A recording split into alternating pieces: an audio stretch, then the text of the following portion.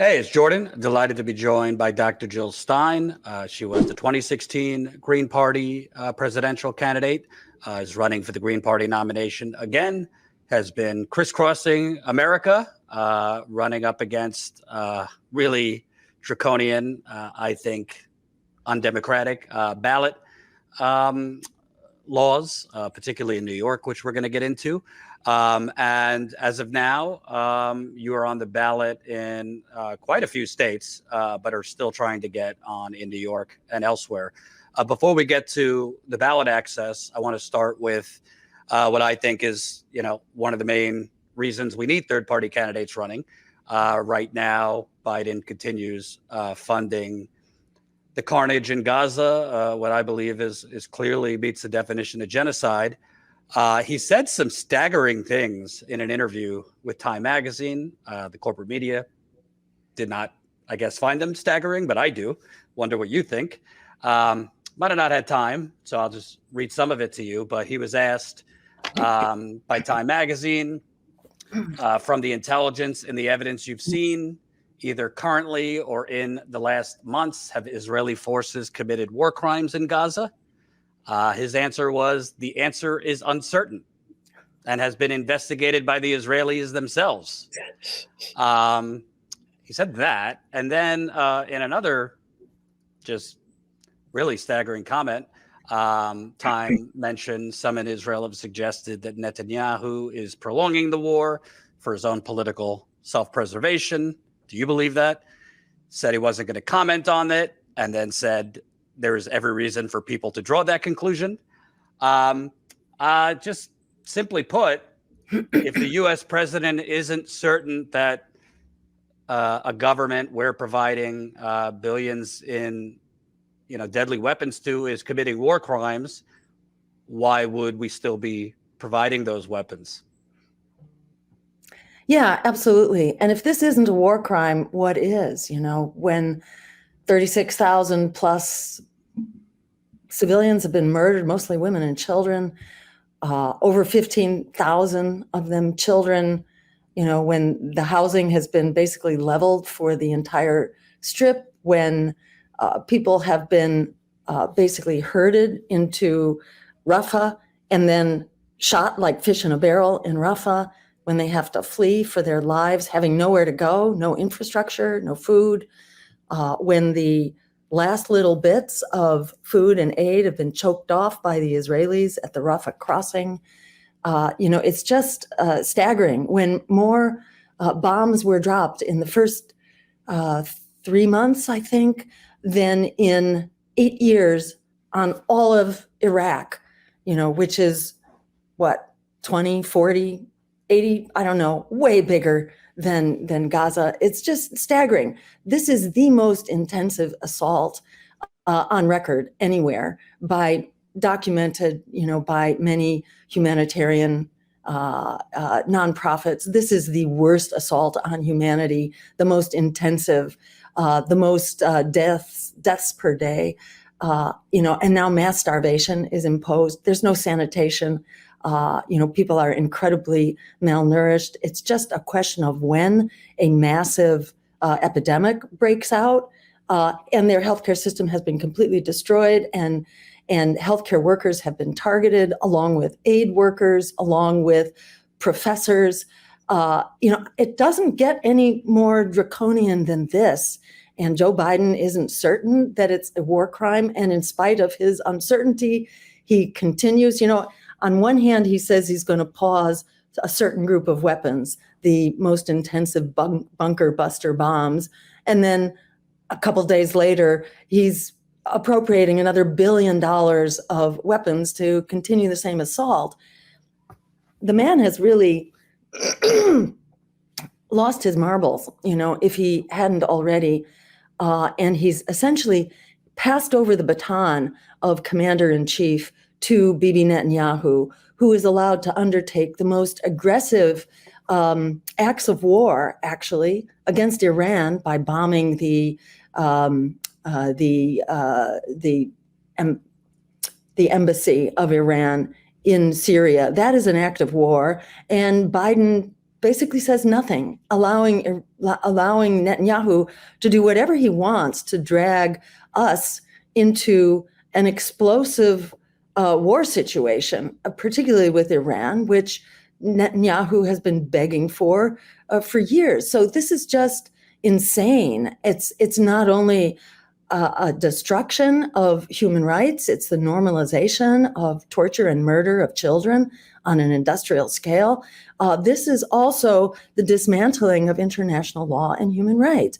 And, he seems to do that from this position, as the rest of the, misleadership class. They allow this to happen thinking that the United States is the top dog so that we don't need international law. But in fact, we're no longer top dog. And our curves have crossed with the BRICS nations, Brazil, Russia, India, China, South Africa, and some Middle Eastern countries now. They have more GDP globally than we do. So power is shifting, and we need to live in a world that has laws among nations as opposed to the law of the jungle. And soon we're not going to be the top dog, and we need to be in the business of shoring up international law and human rights right now for our own sake, as well as for the moral imperative of the moment. This is just outrageous, not to mention that this is very much in opposition to where the American people are. The American people, by large numbers, agree that this is horrific. Most agree, actually, that it is a genocide as well, agreeing with the highest court of the land, that is the International Court of Justice, and the International Criminal Court, and the General Assembly and the Security Council when it can actually get past a U.S. veto. So this is where, the moral authority of humanity lies. And, Biden is in the business of criminalizing free speech about that fact, as are other members of Congress, deeming majority opinion basically anti-Semitic, which is false. Anti-Zionism and anti-Semitism are very different animals, and they should not be created. Anyhow, this is an assault on basic democracy itself in this country, as well as on the values, and really reflects how incredibly disconnected our misleadership class is. And in my view, this is all the more reason why they need to be removed from power as quickly as possible, starting at the top with the President of the United States. The media has not covered this, not surprisingly. Some might, try to smear me as anti-Semitic for pointing it out, but, I happen to be Jewish, so they could say that if they want.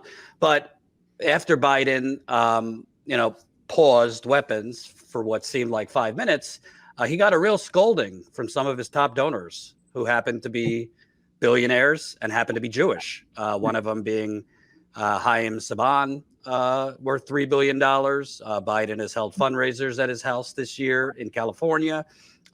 He is one of the biggest donors to the Democratic Party over the years. Hillary, Bill, all the gang.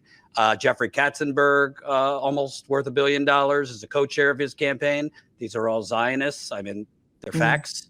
They're free to donate their money. I don't agree with the campaign finance system, but he reversed himself real quick.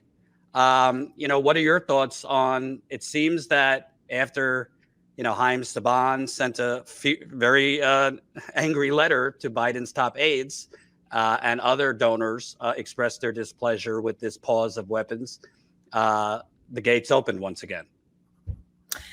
Yes, and we've seen that throughout in many areas of this assault on the people of Gaza. So you had Eric Adams, the mayor of New York, who was urged reportedly by some of his extremely wealthy supporters to send out the riot police and to conduct this horrific assault on innocent protesters who were basically, I don't know if you saw the footage of some of what went on there, but both on the campuses as well as in the streets.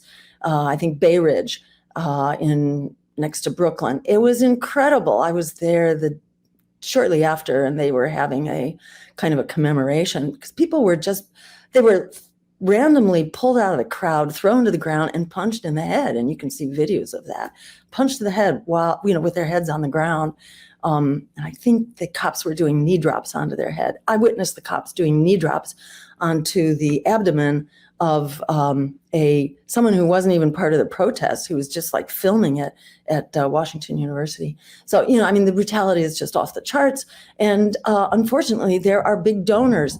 I don't know the identity of all of those donors, but in the case of, I think it was the University of Southern California, it was part of the California university system, where there was this famous assault, including by a Zionist mob on peaceful protesters. Some of that was being funded by Bill Ackman as well, another famous billionaire Zionist who really initiated the whole assault on universities, who at the time were tolerating some Palestinian human rights advocacies. And then he got very upset that his daughter at Harvard, had to sit next to people who were critical of Israel, and basically then initiated this assault on the universities for tolerating, democratic dialogue, and accusing the opponents of genocide are being accused of hate speech,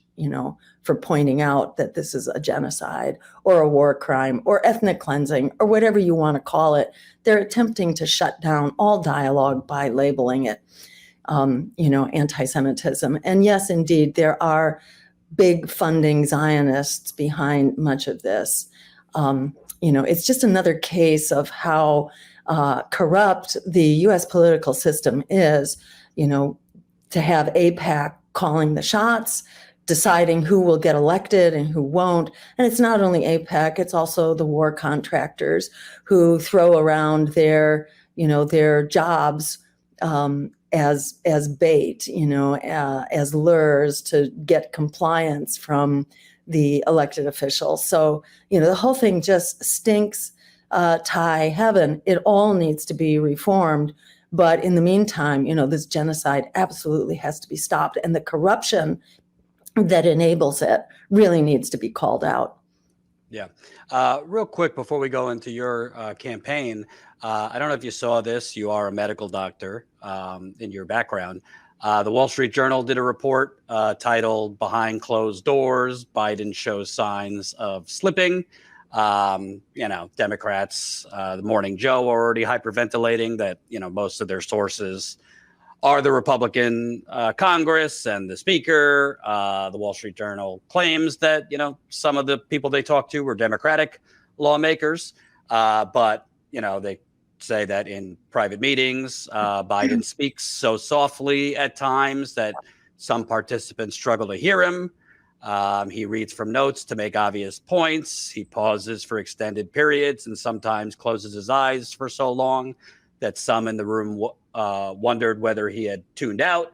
There are other things, but, you don't really need a report to kind of look at your eyes. I noted this in 2020 when he was forgetting the president he served for, among other things. Obviously, I'm not a doctor. You are, but you haven't, treated President Biden. But what are your thoughts just cognitively?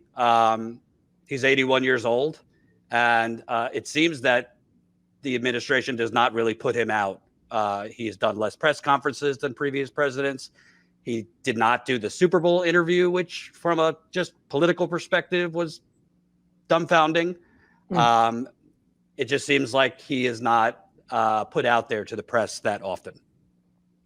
Oh, yeah. I mean, excuse me. You don't need a report from insiders, to see that he's more than slipping.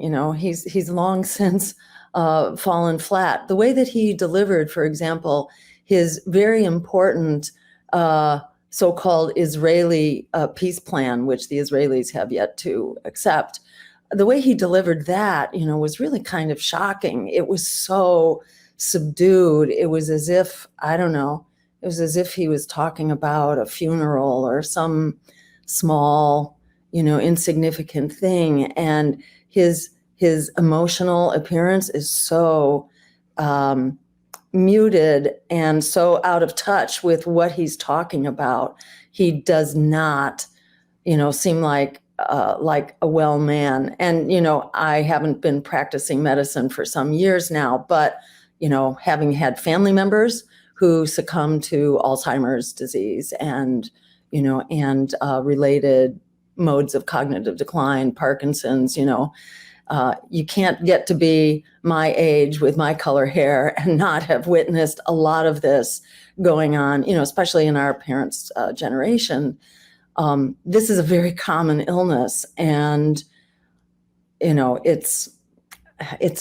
Do you think there's signs that he might have early Alzheimer's or one of those? Yeah, absolutely. I mean, there's little about him that seems well. And, you can never say from a distance what a cognitive problem is about, and whether it's a symptom of something else or whether it's the primary driver, but just broad brushstroke, yeah, he sure looks like he's having issues of cognitive decline and has for quite some time. So, yeah, I mean, see, another thing about cognitive decline, it can wax and wane, and it can be circumstantial, and, it can relate to a number of things in, the person's life, their degree of stress, whether they're getting sleep, what their nutrition is like, and all that.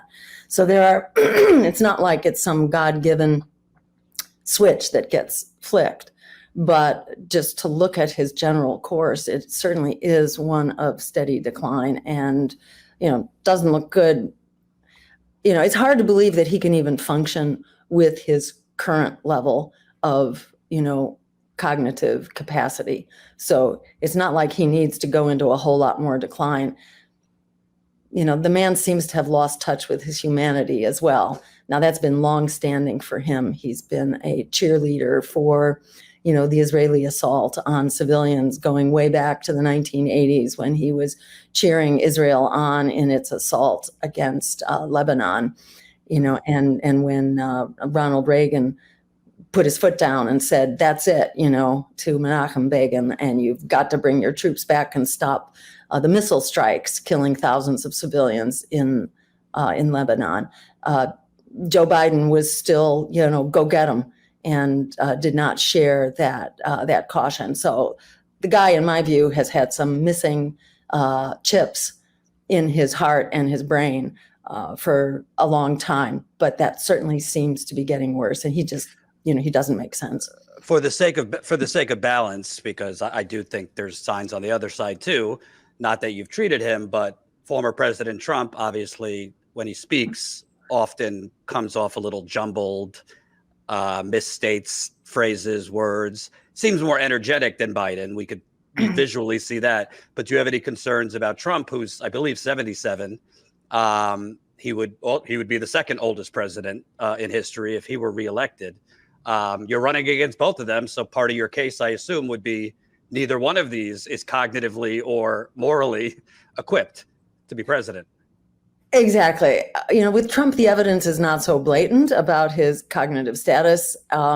So, I don't feel like I'm in a position to pass any kind of even broad brush stroke,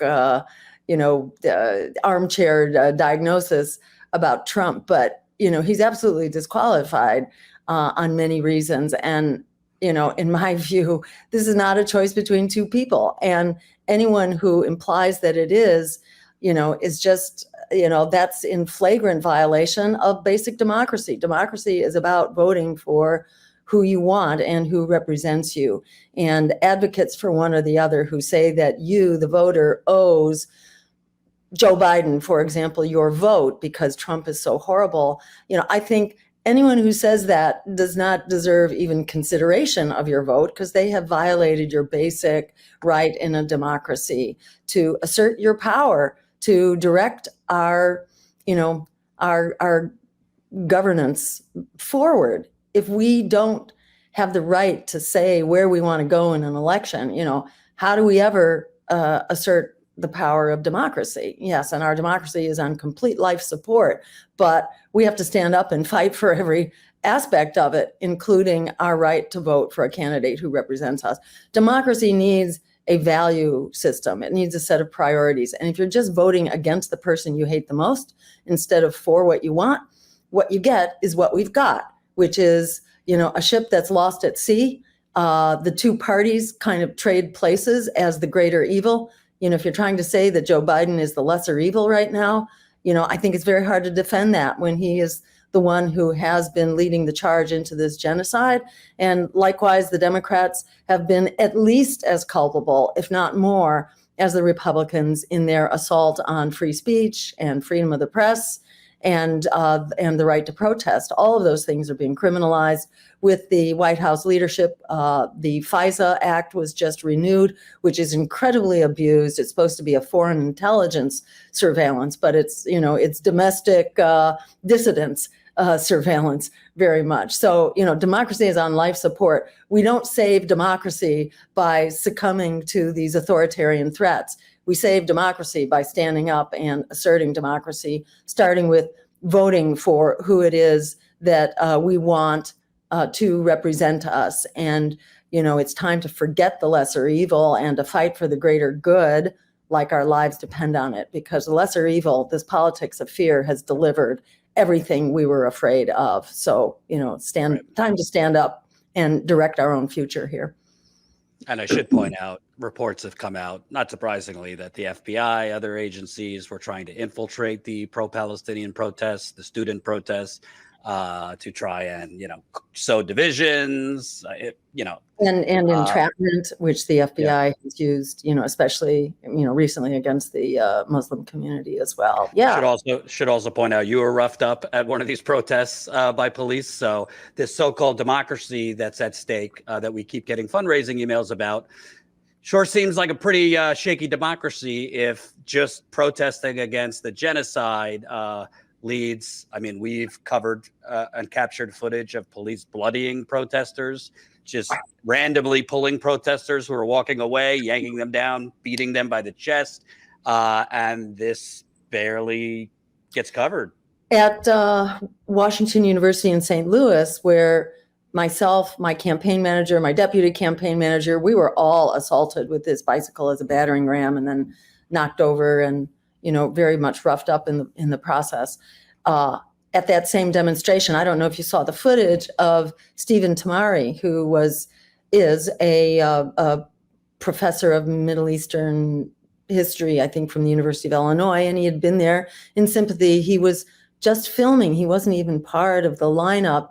And the video shows him being assaulted by 4 cops who came out of nowhere and threw him to the ground, roughed him up such that he appeared to be unconscious, and he was being dragged limp. And once they were a little ways from the crowd, and I think they thought they were out of sight, but they were being followed by a video camera, they did knee drops onto him, onto his abdomen. And he and I were the 2 people who were separated out when we were arrested. He and I were separated out to be charged with assault. And I saw him just, walking around kind of like he was at death's doorstep. He went to the emergency room after we got out, and he was kept for a couple of days for several broken ribs that had been inflicted on him. And he had just been taking pictures, exercising his constitutional right, not even formally part of the protest. So these cops are vicious. They're absolutely vicious. And the St. Louis police force has been trained, as many cops now have been across the country. They've been trained by Israeli occupation forces as part of this police security exchange program. So they're being trained in these horrific, abusive tactics that are being used against the people of Gaza. They are now coming home to be used against us. It's another example of how militarism is not only, deadly overseas, it's also deadly here at home, really corrupts our democracy and leads to the kind of police state. And remember, we have this 1033 program as well, which is shuttling military equipment from the military into our domestic city and town police forces. So they're equipped with armored vehicles and tanks and tasers and drones, these little tiny drones. This war equipment, basically. And they're conducting war against the American people. We don't have to wait for Donald Trump for fascism to be here. We have fascism right now. And remember, Cop City, which is where cops get trained in techniques like this and in crowd control. That's why they want all 40 acres of the Weelaunee Forest, one of the few, open spaces available to the Black community outside of Atlanta. That type of project is now going on in 70 some sites around the country. So don't think that, and in the case of Atlanta, it's wall-to-wall Democrats on their city council, and the people of Atlanta are trying to put this on the ballot to kill it, and they won't even allow that to happen. So what more has to go on for people to understand that we are facing an active, rise of fascism right now under the Democratic Party, as well as under the Republican Party? It all needs to be actively rejected and organized against. And I encourage people to go to JillStein2024.com and, join the principled opposition here to assert power the way that we safely can still, which is at the ballot box. They can, try to block us and deter us, which they are trying to do. But with sufficient numbers, we can ensure that we are on the ballot across the country as the only choice. And, I don't want to create a sense of doom and gloom here, because this is the perfect storm for political change right now. We have three pro-genocide, pro-war candidates, Trump, Biden, and RFK. They could wind up splitting the pro-war vote. We only have one anti-war, anti-genocide, pro-worker campaign that is on track to be on the ballot across the country. We already have about 80% of the signatures behind us all done. You have to get 1 million signatures if you're a small party or independent. We have most of that work already done. We are on track. We have all of the big states at this point. We're in court about New York, and we're working on Illinois and Indiana right now. By the way, if you happen to be in the vicinity of Illinois and Indiana, please join our petition drive, and you can do that again at JillStein2024.com. This is very much volunteer driven. It's very much being driven by the community that opposes empire and genocide. That's who's really got fire in the belly right now, and they are out in force, completely transforming this election.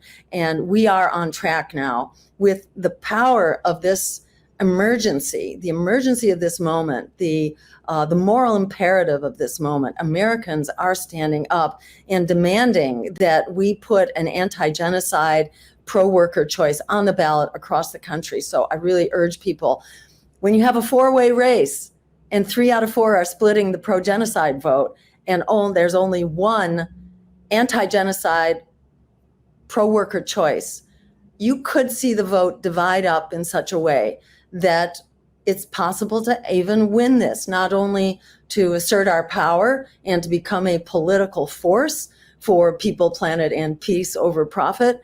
That day has come, but it's even possible in this unique setting where there's so much, opposition to Biden and Trump, and RFK's appeal is extremely limited for all kinds of reasons, but especially because he is a warmonger. He is a Zionist on steroids. As people become informed, many of his supporters are leaving as well. And there's only one place for people with a heart and a soul and a moral vision. There's only one place to go in this election. And I think we're going to see people begin really flocking in once we are on the ballot across the country. So I really urge people to help make that happen as quickly as possible. Again, go to JillStein2024.com. Yeah, I want to pivot to what's going on in New York. Real quick, I just want to mention, because I think what you're noting, obviously Cornel West is running, but you currently are on the ballot in over 20 states. I believe at this point, it's about 24. 24. With several more. And that includes the big states, California, Texas, Florida, and Arizona, the big intensive contribution. And in New York State, we wound up coming in just shy of this outrageous and illegitimate requirement. The requirement is 45,000. We came in at 42. Now, 42,000, every other non-corporate campaign. So RFK, very deep pockets. He was able to buy up all the professional support. He made it, but he's not a grassroots campaign. Among all the grassroots campaigns, and I include the libertarians in that, the libertarians who have never missed a single state, they have extraordinary ability to get on the ballot, and they have been on every ballot in all 50 states in 2020 and in 2016. In the past two elections, they didn't miss a single state. In New York, given the incredibly horrific requirement, they came in under 4,000. We came in at 42,000, which Could you explain? Because I think, I've told people I'm not against a third party movement, but we got to be realistic. If you think it's rigged in the Democratic Party, wait till what they do to third party candidates. Could you talk about, because former Governor Cuomo, before he resigned and was disgraced, basically jerry-rigged this thing with the help of the Democratic, Assembly in New York to make this crazy requirement, 45,000 signatures, which is a lot more. Go ahead. 6 weeks. It's the 6 weeks part, which is absolutely unique because there are big requirements in California, Texas, for example, hundreds of thousands of signatures. So it's completely off the charts. But in New York, it's in 6 weeks, which is it's impossible unless you have extremely deep pockets to buy your way in, and the petitioning third party thing is supposed to be about alternatives to a political system which is completely hijacked by, oligarchy, bankers, billionaires. It's more of the same. The war industry, it's more of the same. It's supposed to be a system that, a way to open up the system. Truth to tell, it's been shut down since the early 1900s when there was a big Red Scare and the socialists were, in government at all levels, from Congress to governorships to city councils. Socialists and Labor Party people were a very big part of the reforms of that era and the achievements on behalf of labor and working people. And that's when the Red Scare came down and, people were demonized and careers were destroyed and people went to jail, and these ballot access requirements were instituted. It is harder in the United States, really, than anywhere else in the so-called free world to participate in democracy. They shut it down so that it's only the parties of war and Wall Street that have a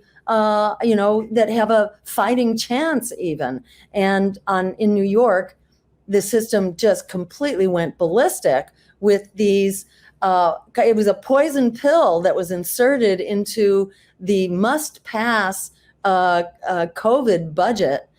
You don't put election law, you don't bury it deep in a budget bill where nobody knows it's there. There's no public dialogue about it. New York now, coming out of that petition drive, has fewer candidates for president than any other state in the country. They've got the big three, and that's it. So this is why it is going to be challenged in court, and hopefully there will be a big push behind that, and we'll have some kind of a redo, or some kind of an exception. It's the number, it's the just little minutia that gets attached to it. So there are many ways in which they try to trip you up and keep you off the ballot. And that's not the only thing. The Democrats also announced proudly, if you can believe it, they are that clueless and out of touch and tone deaf. They proudly announced that they've hired an army of lawyers to throw their opponents off the ballot. It's like, what are you talking about? Are you unaware of the fact that Americans are screaming because they want other choices other than you? So they've announced they have an army of lawyers to try to nitpick our petitions and throw people off of them, off of these petitions, and keep us off the ballot. And further, they have publicly advertised for infiltrators, which is no surprise. I mean, it's been clear that, when these factions suddenly arise out of nowhere that make it very difficult internally, there's something going on. And I have to say that's been clear. Within most small parties, there are these takedowns going on all the time because the parties of war and Wall Street know they cannot compete in the marketplace of ideas. Democracy is all about, it's got to be about competition for the vote. They shut down that competition because they know that their days are numbered. And if people have a choice, it will not be them. Right. Two things on that. One, for you Status Coup viewers who have a long-term memory, remember in 2016, New York accidentally purged 200,000 voters off the voter rolls during the Democratic primary between Bernie and Hillary. I broke that when it happened, and there was zero accountability for that. Just an accident. Secondly, I have to say, the media won't point this out. It's pretty damn impressive to get 42,000 signatures in less than 6 weeks. It might have, missed the ballot, but can you talk about what was the feedback you and your campaign were getting from people in New York? It's considered a blue state. Trump's huffing and puffing that he's going to win it. But obviously, if you got 42,000 signatures, there's some appetite for a third choice. Exactly. And a lot of what was motivating that, as far as I could see, was, it was a grassroots, spontaneous, word of mouth, friend to friend, neighborhood to neighborhood, that there's a way to fight back against this genocide. And there are huge numbers of people who are up in arms about the genocide, whether because they are Palestinian or they are Muslim or they are Jewish and they have, their moral core has not been propagandized out of them. It was really incredible to see the grassroots uprising. And mostly what we were hearing from people was, how come I'm only hearing about this with 10 days left or 1 week left? Because it just took a while, because the media does not cover this. It really depends on word of mouth. We are also shadow banned on social media. And I encourage people to go there and check our social media and to amplify it. That's one of the few ways you can actually do an end run around shadow banning. According to Matt Taibbi's Twitter files, I am classified on Twitter and thereby presumably on other social media too. I'm classified with WikiLeaks as, in the same category, which I take as a great, badge of honor that our campaign is considered that powerful that we have to be suppressed with that kind of intention. So it can be challenging to get the word out. We have to get the word out. We have to use our social media reach individually and our email lists and, whatever you use, TikTok and so on, which we use all the channels, but we're basically suppressed on all of them. So a lot of people are not getting the word until fairly late in the game. That's why what's happening now in Indiana and Illinois is so important. We have 3 weeks in Illinois and 4 weeks in Indiana. So we really need people to get out with petitions. It's easy to do. Go to our website, go to the ballot access drop-down menu, and then you'll see a map right there of where we are. And the whole country is in the process of turning green now. Each state gets green as we achieve ballot access. And by clicking on each state, you can get to the contact people who are taking the lead in that state. So really encourage people to stand up now, stand up and fight like our lives depend on it in this election, because they do. The walls are closing in here, whether you look at healthcare or housing or the climate meltdown or, the brink of nuclear war that our reckless criminal misleaders are driving us into in at least 3 areas around the world. We cannot take our survival for granted, and we really need to step up and fight to reclaim, the promise of our democracy and control over our future, because right now it's not in our hands. One of the things I try to do as a journalist is try and unnormalize that should not be normal. A lot of abnormal things have been normalized. You just mentioned something that I don't really think people truly understand. Literally, the Democratic Party, others are huffing and puffing about democracy, but you're being basically hidden. I mean, we know you're hidden by the legacy media, but you're basically being hidden by social media platforms. Status Coup has experienced this. A lot of independent media experiences this. Can you kind of talk about that from 2016 to now? Has that, what I call shadow censorship, become worse, where you're not showing up on Facebook, X, or whatever it's called? Because that's not just undemocratic. I mean, that's kind of Big Brother territory. If they're hiding your posts, burying you in algorithms, how could you even compete? And throwing you off the ballot. And let me just describe what happened to one of our candidates in North Carolina in 2022, Matt Howe, a very prominent anti-war activist, a veteran, who was running as a Green for U.S. Senate. And he had the signatures that he needed to get on the ballot. The DNC, with their lawyer, chief of dirty tricks, and I will name him Mark Elias. He's been leading these dirty tricks for a long time, has been like a chief advisor to presidential campaigns, to the Kerry campaign, a big honcho up there in the DNC. He led the dirty tricks against Matt Howe because they're quaking in their boots that we should be seen and heard. We as their principled opposition to the Democratic Party. And so they had a band of imposters. In my view, this is fraud and nothing short of that. In the court of law, they don't call this fraud for reasons that are not clear to me. We did try pursuing that, but they did get a conviction based on this. They called people who had signed Matt Howe's petition impersonating the Green Party. They pretended Mark Elias's, dirty tricksters impersonated Greens, called people who signed the petition, said that they were representing the Green Party, and would the signer please take their name off the petition because they had decided it would be very dangerous for the Republican to win, or something like that.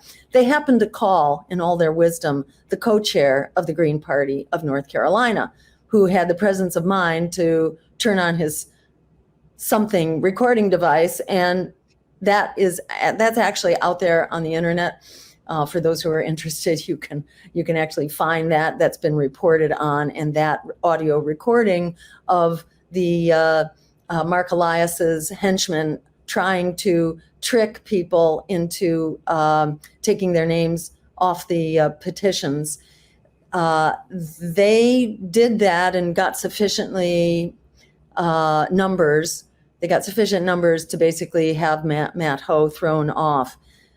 The Green Party then went to court, including with that audio recording, and they were able to be restored, but it was at the very last minute. So, they managed to basically sabotage the Green campaign anyhow.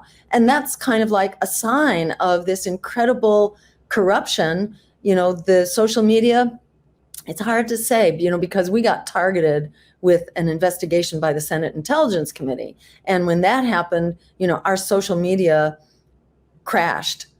We had very big, expansive social media in the 2016 campaign. And at some point, it took a nosedive. And I'm quite certain that's when we got banned. So I don't know, how the general situation is, but certainly we're seeing it more. It's been more exposed. And recently, who was it? Someone, this again was reported, I think, by Matt Taibbi, if I'm not mistaken, that it had been affirmed at some kind of a public event that the security agencies were given a green light again to instruct social media who to allow to communicate freely and who to censor. So, this is just a way of life here in the empire, and we have to stand up and fight it in every way that we can.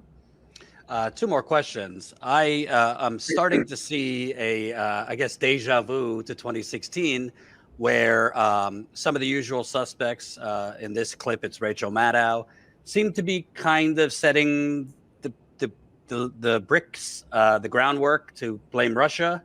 if Biden loses, and therefore I guess blame you, who knows? I'm not going to play this whole thing, but if you didn't see this, this was Rachel Maddow the other night in a bizarre nothing burger trying to make it something. And we have an election this year too. Maybe it is not surprising, but still bracing to open up a Chicago paper today and read this. Russian propaganda push expected in Chicago for Democratic National Convention, experts say. It's coming to Chicago. There's anticipated to be tons of protests. There's battles over permits already happening. And I think the idea is this looks like something that Russia could exploit. And that's what the experts kind of told us here. I know that Democrats have been speaking with confidence, including to you and your colleagues at the Sun-Times, about how they're preparing for everything. They're ready for anything. There's been a lot of focus, obviously, on the expectation for pro-Palestinian protests and protests against the war in Gaza. But is it your sense, or are you hearing from Democratic officials, from convention planners, that they are sort of on the alert for malign efforts like the ones you and your colleagues described today? We haven't heard that from, planning officials and Secret Service. So there's going to be a lot of protesters out because Biden's funding a genocide, yet Russia is, quote unquote, going to capitalize on that.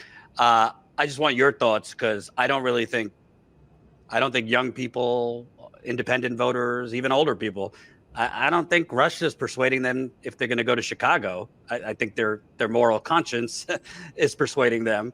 You start seeing this. He also then later said it's a toxic stew that Russia could capitalize on. It just seems like a bunch of nonsense they're trying to float out there to set the groundwork for an excuse if Biden loses. And also a fear campaign. I think they're gearing up for the fear campaign to say that, and a smear campaign. I think they are gearing up to smear people like me and to say, once again, we are tools of Russia. I was investigated for 3 years by the Senate Intelligence Committee, and they couldn't find a thing. All they could say was, oh, she seems to have benefited from some social media. Well, the company that wrote that report, I forget the name of them, because they had to dissolve because that report was shown to be nonsense, BS. All of the pillars of Russiagate have basically not stood the test of time, to say the least. And here they are trying to, rev it up again. And I'm sure that's going to be, it's thrown at me every day that, oh, you went to Moscow and Putin sat down at your table for 5 minutes, didn't say a word in English, but, he was there at your table, so clearly you're in his service. Well, the Senate Intelligence Committee investigated that in great detail and found that there was absolutely nothing that suggested anything untoward, including not a penny from Russia. We did not take any money from foreign sources in the course of our campaign, and our message in Moscow was what? We need a global nuclear weapons ban. We need a peace offensive in the Middle East, and we need a global Green New Deal. If only our leadership would follow my example and begin to negotiate, with our adversaries as well as our allies in the interests of those three incredible crises that are, blowing up all around us. So this is just such nonsense, and it so reflects the, incredible, just stale, brain dead strategy of the Democrats that they can't come up with anything new. They're trying to recycle the same old stale stuff, and I just don't think it's going to get traction at all. Should be noted, by the way, the New York Times came out with a report today that the Israeli government has been using fake bots online to, quote, pressure Congress people to support its genocide. Doesn't seem to be getting the same outcry by Rachel Maddow and all the media that Russian bots online. That seems to be a different standard if it's bots online being orchestrated by Israel. Last question. You mentioned Cop City earlier. I wanted to ask you domestically, obviously, one of the things I cover extensively is the water crisis in America. Atlanta has been without water for days because they have, like most of the cities in America, water pipes underneath the ground that are between 50 and 100 years old and are breaking. Main water pipe causing disruption to water service. Boil water alerts were sent out.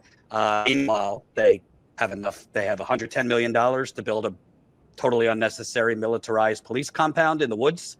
So that's what's going on in Atlanta. Then you have in East Palestine, what I think is a massive cover-up.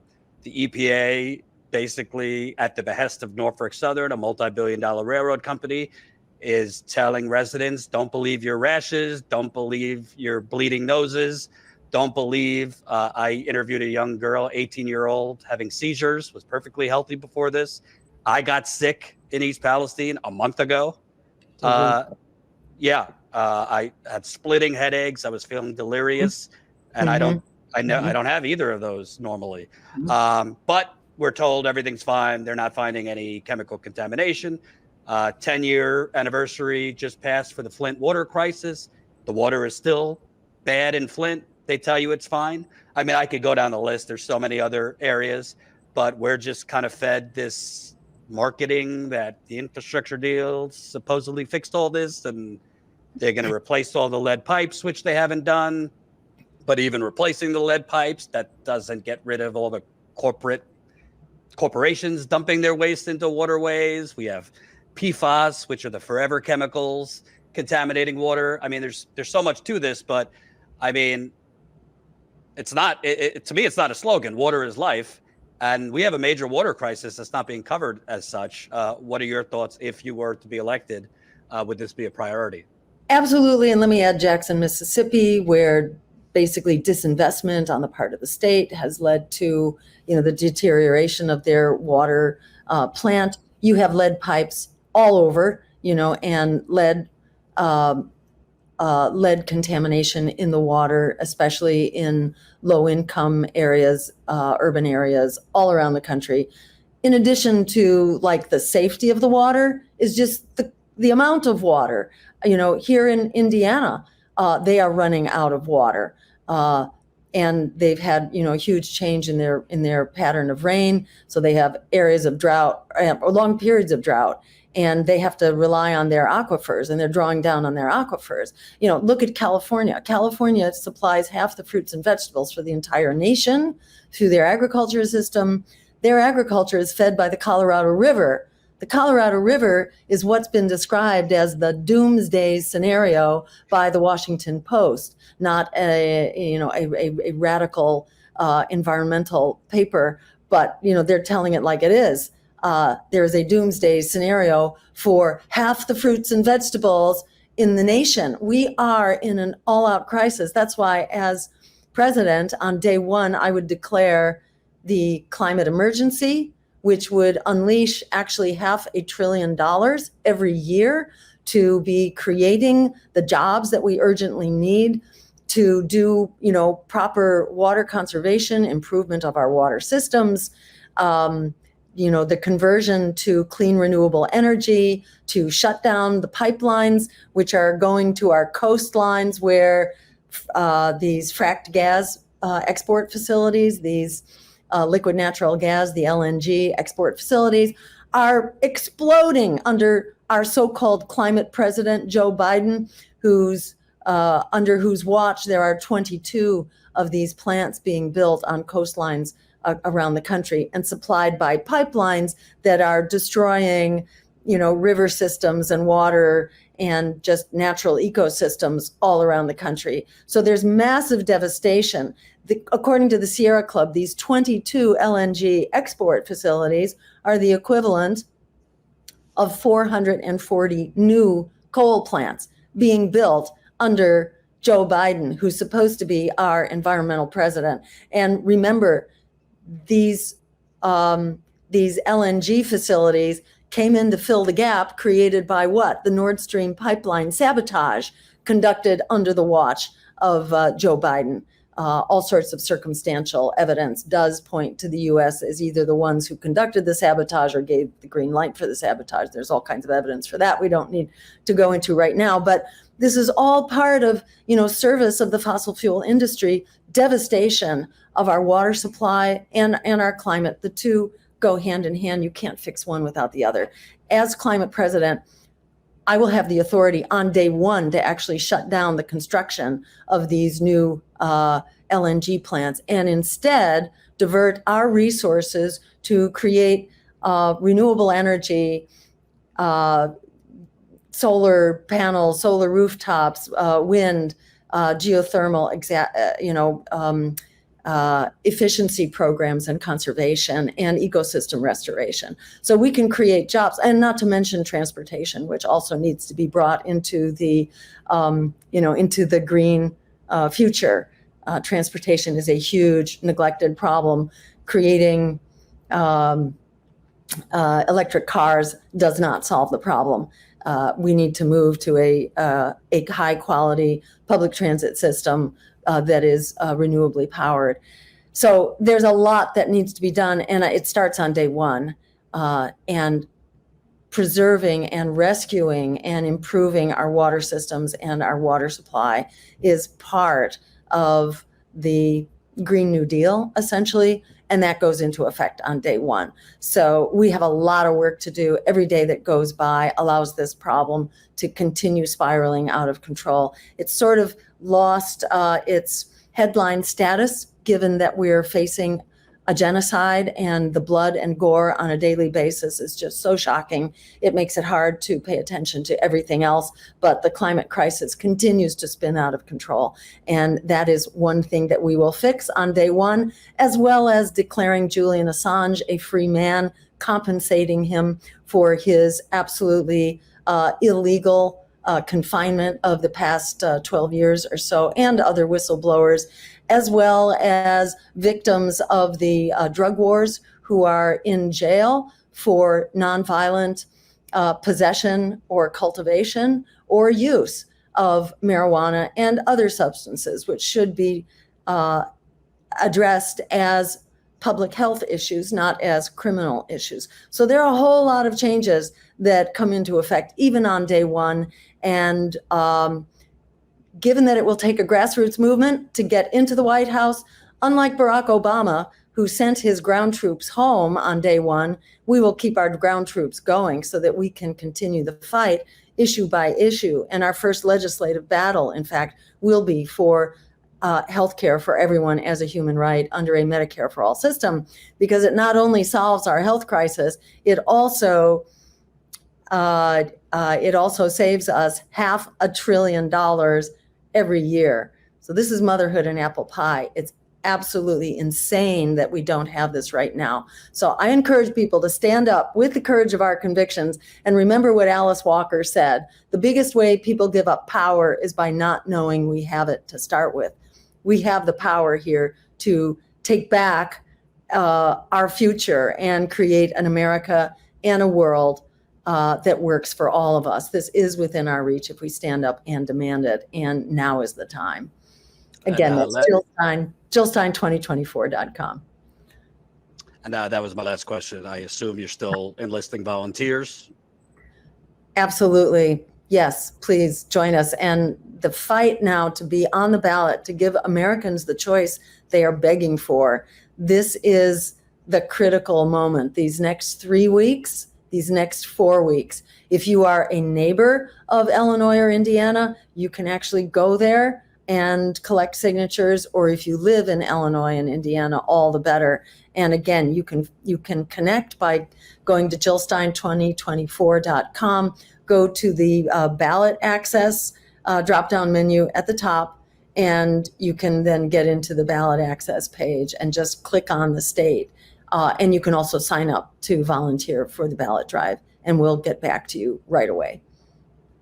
Absolutely. And just so people know, have you formally sued over New York, or that's kind of in the works? So yeah, we are in the process right now. There are several suits actually that are underway, and we could launch our own, or we can join one of the ongoing efforts. So that's kind of the discussion underway, and we hope to be able to announce something perhaps this week or next, but we expect an announcement soon. Gotcha. Thank you for taking the time. Everybody could go check out her website for more information. Also, the Green Party convention, which I believe will be held virtually, will be in the beginning of July. So that's actually been pushed back. It's now going okay. to be in mid-August, basically. Okay, yeah. Gotcha. Great. Thank you for informing me. All right, take care. Great talking. All the best.